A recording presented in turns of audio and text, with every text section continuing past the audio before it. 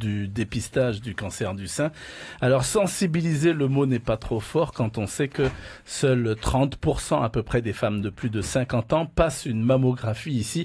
Alors est-ce que cela ne veut pas dire non plus que vos messages que vous lancez depuis plusieurs années n'atteignent pas leur cible, sont inefficaces? Je crois que tout d'abord bonjour à tous les auditeurs. Effectivement, je pense que le message arrive aux oreilles, mais le message n'est pas suivi, on va dire. Pourquoi? Beaucoup de femmes que j'ai interrogées me disent j'ai peur qu'on me dise que j'ai un cancer. Le fait pour elles d'aller faire une mammographie représente automatiquement un diagnostic difficile. Or, c'est faux. Et si on va justement faire sa mammographie à partir de 50 ans, puisque c'est gratuit à partir de 50 ans, va permettre, si on en a un, de dépister des petits cancers. Qui dit petit cancer dit petite intervention, un minimum de traitement. On n'enlève pas le sein, on fait pas de chimio, on perd pas ses cheveux, on n'enlève que la tumeur et éventuellement de la radiothérapie si c'est nécessaire.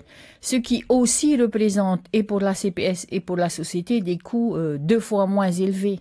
Donc ça aussi c'est important. Mais surtout, je dis moi, l'élément le plus important, c'est que les mamans se souviennent que la vie c'est important, que de rester en vie après 50 ans, on a quasiment des petits-enfants, mais qu'on veut chouchouter, et se faire soigner tôt veut dire rester en vie à 90%.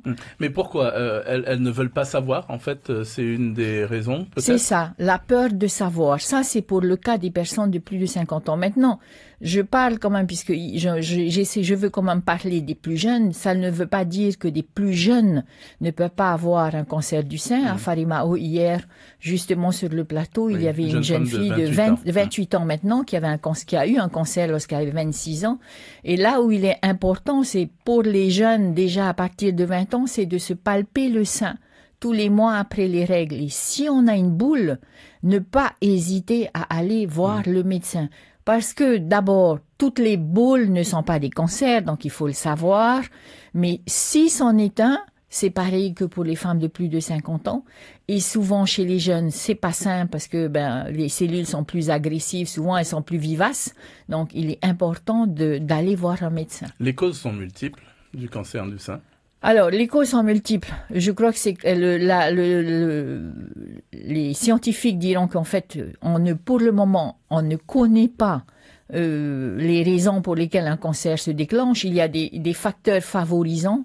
Par exemple, prendre du poids pour les femmes de plus de 50 ans après la ménopause. Il y a une histoire d'hormones. Donc, plus on prend du poids, plus on développe la graisse, et donc il y a une histoire d'hormones. Et je le dis d'autant plus, je pense que c'est vrai, puisque moi, en 2007, il y a Dr Spillman, que beaucoup de Polynésiennes connaissent, qui a été le spécialiste de service d'oncologie mammaire de l'Institut Gustave Roussy, qui était venu et qui avait dit à ce moment-là, à cette conférence organisée par la santé, les femmes qui prennent du poids après la ménopause ont plus de risques de développer un cancer. Et je souris. À ce moment-là, je m'étais dit, moi, mince, c'est bon pour moi. Mais sans vraiment faire attention. Ça, c'était en octobre 2007.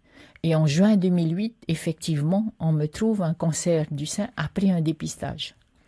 Donc, voilà, il y a des facteurs favorisants. Ce pourquoi on associe aussi maintenant pendant Octobre Rose, toutes les opérations de sensibilisation à de la marche pour essayer justement, parce que prendre du poids, ça Mais il faut joue se faire aussi. dépister alors à partir de quel âge? Alors, se faire dépister à partir de 50 ans, parce que c'est gratuit, parce que 70% des femmes vont déclarer un cancer après cet âge-là.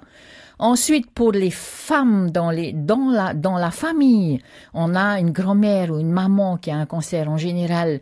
Le médecin, le radiologue, lorsqu'il en sait qu'il y a, c'est bien d'aller de temps en temps d'aller faire une mammographie, mais surtout en fait c'est la palpation qui est importante. À partir du moment où on trouve, c'est vrai, la différence entre un cancer que l'on va trouver avec une mammographie, on peut trouver un cancer gros comme un grain de riz ou comme un petit pois, ce qu'on ne sent pas à la main. Et donc beaucoup de femmes aussi, un certain nombre de femmes, comme c'est tout petit, elles vont attendre, en se disant peut-être ça va partir. Et je répète, constamment, même si on dit que je ressemble à un perroquet, mais je répète constamment, même si c'est petit comme un grain de riz, lorsque le radiologue, lorsque le gynécologue a dit c'est un cancer, il faut se le faire enlever. C'est là où on a beaucoup moins de problèmes.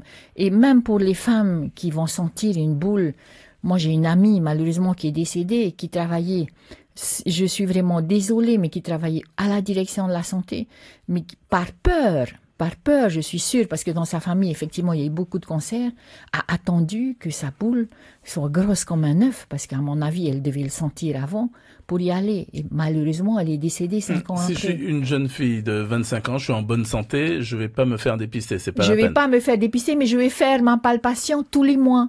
Tous les mois après les règles, ça coûte rien. Un geste, sous la douche, le bras levé, on palpe ses seins, on palpe sous le bras pour sentir si on a un ganglion. Et s'il y a quelque chose, allez immédiatement faire une mammographie, allez voir son médecin. Est-ce que depuis 2014, il y a des chiffres, il y a des statistiques de ces mamans, de ces dames qui se font dépister? Ben, on est à 30%, c'est-à-dire alors j'ai plus les chiffres en tête, j'avoue que j'ai pas envoyé, mais c'est environ 30% des femmes de plus de 50 ans seulement qui vont se faire dépister. On a remarqué l'année dernière, après l'opération Octobre Rose, après toutes les manifestations, une légère remontée des chiffres, mais je n'ai pas les chiffres exacts, ça c'est la direction de la santé qui les a. Mais on n'est pas, même pas, alors en France on n'est qu'à 50% aussi, mais quand même il nous reste 20%. Alors je voudrais quand même rajouter que c'est vrai que dans les îles c'est problématique. Aux Australes. C'est le coût plutôt dans les îles? Dans les îles, évidemment, c'est le fait de venir sur Tahiti pour faire une mammographie. Mais toutes les femmes, en général, qui ont plus de 50 ans, et qui ont qui font un déplacement sur Tahiti, honnêtement, les infirmiers, infirmières et médecins qui sont dans les îles font ça très bien, je le dis vraiment, puisque j'ai un petit frère qui est infirmier itinérant, ils font très bien, et ils leur demandent toujours, ou prennent rendez-vous même pour une mammographie. Il y a un numéro de téléphone, par exemple, qu'on peut Direction de la retenir, santé. Là, il faut vraiment, non, j'ai pas en tête, honnêtement. Mais elle se rapproche, bon, les hommes qui sont des boules, il faut y aller aussi, parce qu'on peut avoir un cancer du sein en étant, mais beaucoup plus rarement.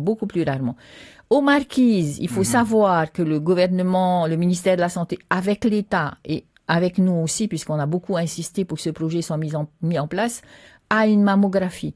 Il reste les problèmes de déplacement, les coûts de déplacement entre Taiohae et Hivaoa et Oahuka et Tahuata qui sont pas négligeables du tout. Donc on essaye de travailler là-dessus. Ça doit décourager beaucoup de gens. Ça décourage les femmes, mais il faut savoir quand même, il y a au moins, depuis que ça a été mis en place, il y a eu 2 missions et à peu près une centaine quand même de femmes qui sont allées se faire dépister, mais essentiellement de Nukuhiva et pas des autres îles. Or, l'objectif, c'est quand même de faire venir les femmes des îles. Alors, certaines ont recours à des moyens, des remèdes traditionnels.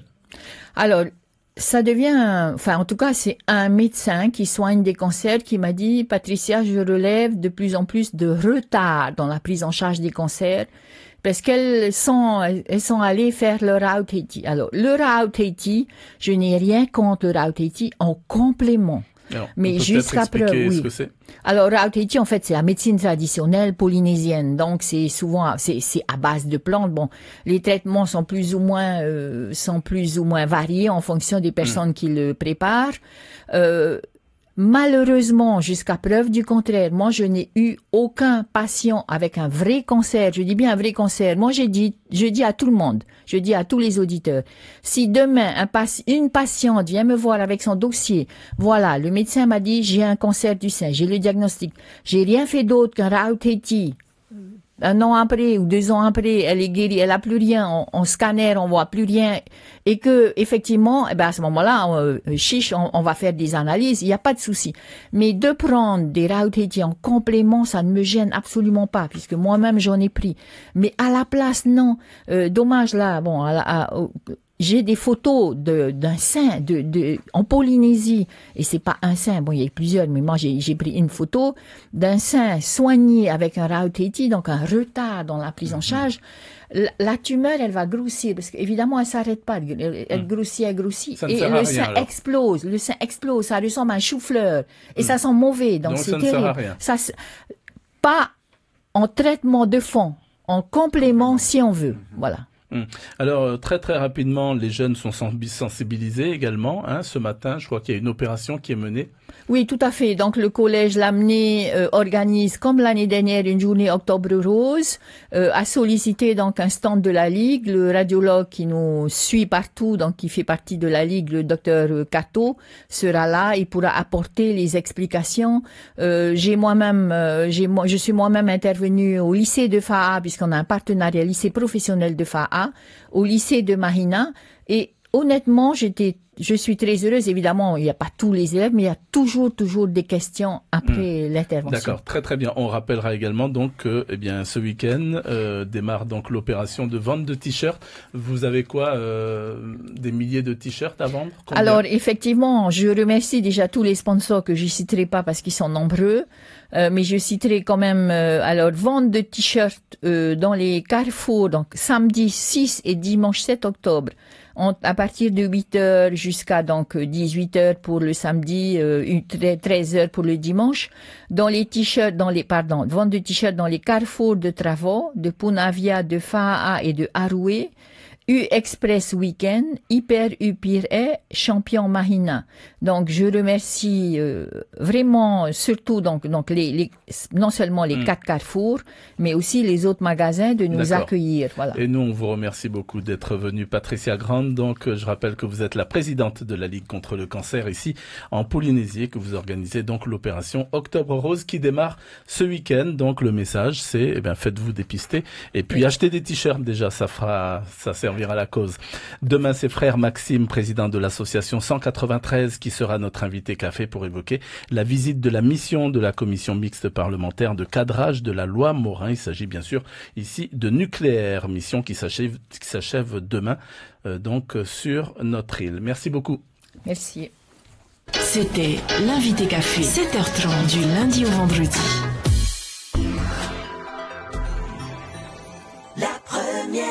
La saison des tortues marines a commencé. Ces animaux sont protégés. Il est donc interdit de les toucher, les détenir, les consommer, qu'il s'agisse d'œufs, de bébés, de jeunes ou d'adultes. Si vous ne respectez pas ces règles, vous êtes passible d'une peine d'emprisonnement de 2 ans, d'une amende de 17 800 000 francs et de la saisie du matériel. Et si récidive, les peines doubles. Pour toute information, appelez la direction de l'environnement au 40 47 66 49. Comme chaque année, la Foire agricole vous donne rendez-vous du jeudi 27 septembre au dimanche 7 octobre sur le site de Veitupa à Fa'a. Plusieurs jeux et animations seront à votre disposition pour rythmer cet événement. Alors venez retrouver les professionnels de chaque domaine à la Foire agricole. Et encore un nouveau vent de fraîcheur qui souffle chez McDo avec le nouveau frappé caramel beurre salé. Un frappé onctueux et gourmand au caramel beurre salé, le tout nappé de chantilly et de sauce caramel. Le nouveau frappé caramel beurre salé de chez McDo en durée limitée, fraîcheur assurée à tout moment de la journée. Les amis, parez pour une vie récente, c'est le moment d'en profiter des méga remises dans vos boutiques de Tahiti et des îles. En plus, il y a un nouveau jeu. Comment jouer? C'est simple. Rentre dans ta boutique, flash le QR code sur la fiche solde et tente de gagner une croisière pour 2 personnes sur le Homana. Les soldes,